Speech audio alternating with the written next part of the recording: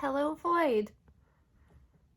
For this video, I'm going to show you a couple cuneiform tablets that I made in dedication of Inanna, and then I'll show you how I make them. I started learning the Sumerian language about a year or so ago from the book Learn to Read Ancient Sumerian, an Introduction for Complete Beginners by Joshua Bowen and Megan Lewis. This is an excellent book if you're interested in learning to read Sumerian too. And the second volume is already out as well, and I believe that there is a third one on the way too. Okay, the first tablet I wanted to show you is this one that I made to display on my altar to Inanna. The first two lines are an ancient Sumerian proverb which reads, Usu dingir nya ni nya batil, which means, the strength of my God completes my own. The third line says Inanna Zami, which means praise Inanna. I made this tablet from air dry clay, but one of these days I want to remake it with Sculpey clay.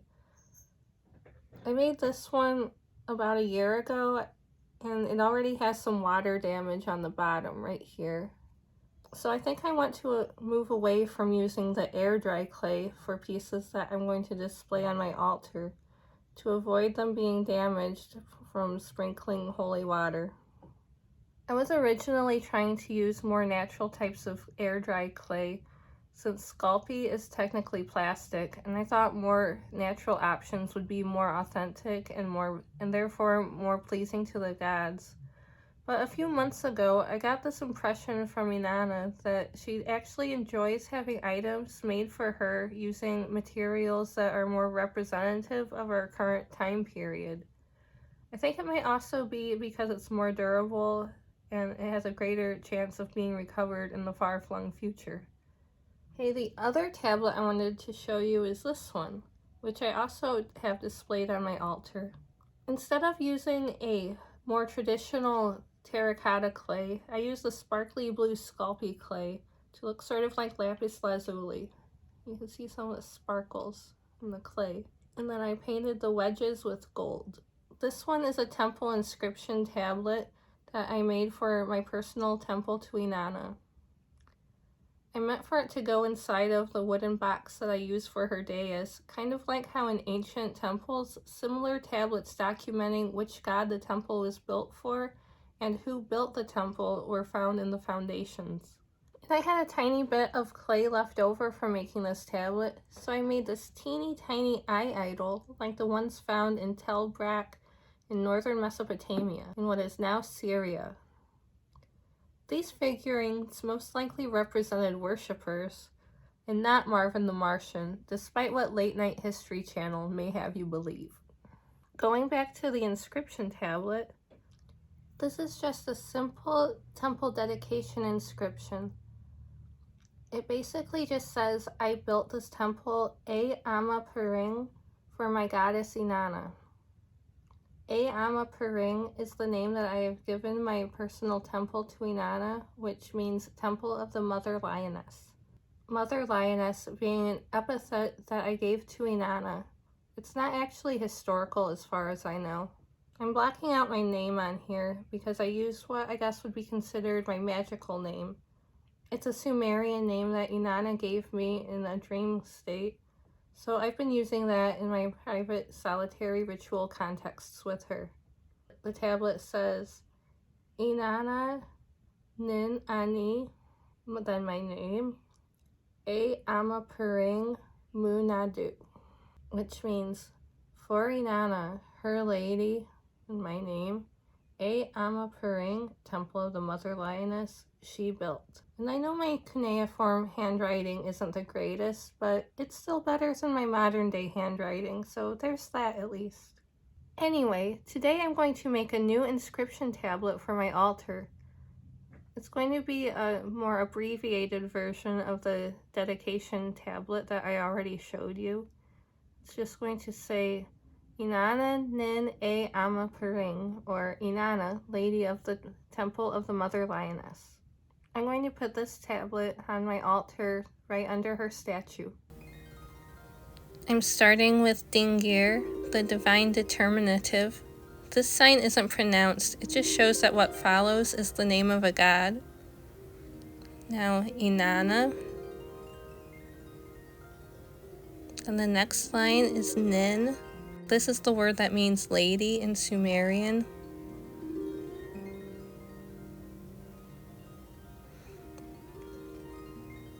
And now A. This is the word for temple or house. Amma, mother.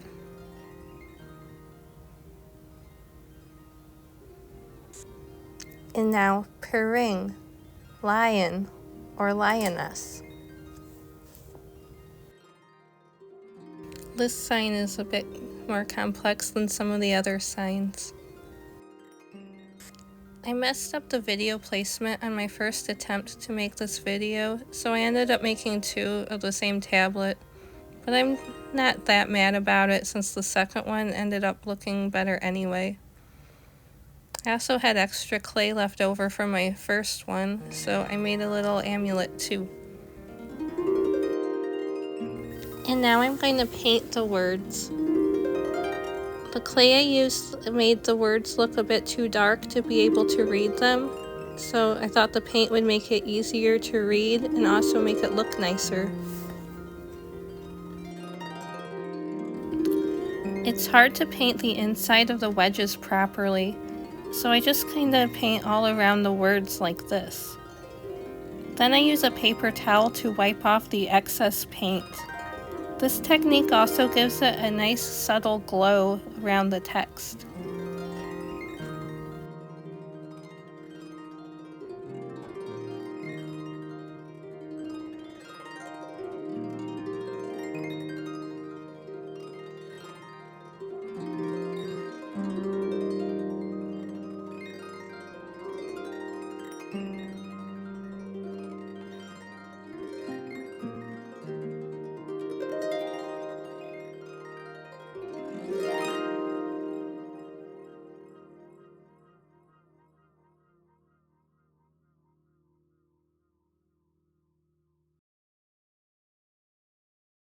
And here's my finished tablet.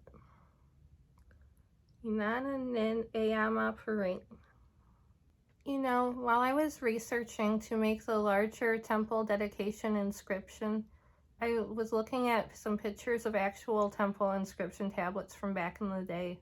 The one that I referenced the most was one from the Inanna temple in Uruk.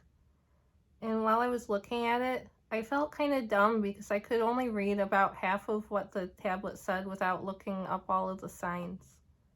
As though reading Sumerian is a normal thing that everyone should be able to do. Even back then, most people couldn't read and write.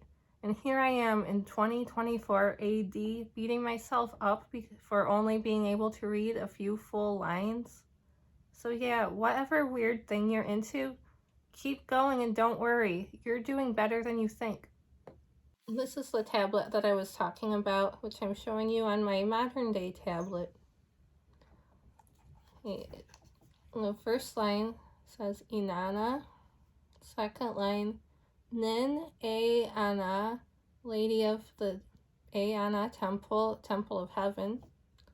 Nin Ani, his lady. Or Nama, that was the king who made this, who built this. And this line I had trouble with, but when I looked it up, it meant the mighty man. Don't remember what the signs, how the signs are pronounced.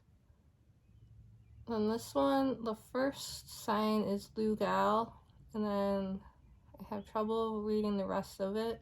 Lugal means king. I believe this said king of Ur. And this one, Lugal, Ki and Gi, Ki, and I'm not sure how to pronounce the rest of it. But this one meant king of Sumer and Akkad. If you made it through this whole video, I thank you for listening to my rambling info dump. Please like and subscribe, and I'll see you next time.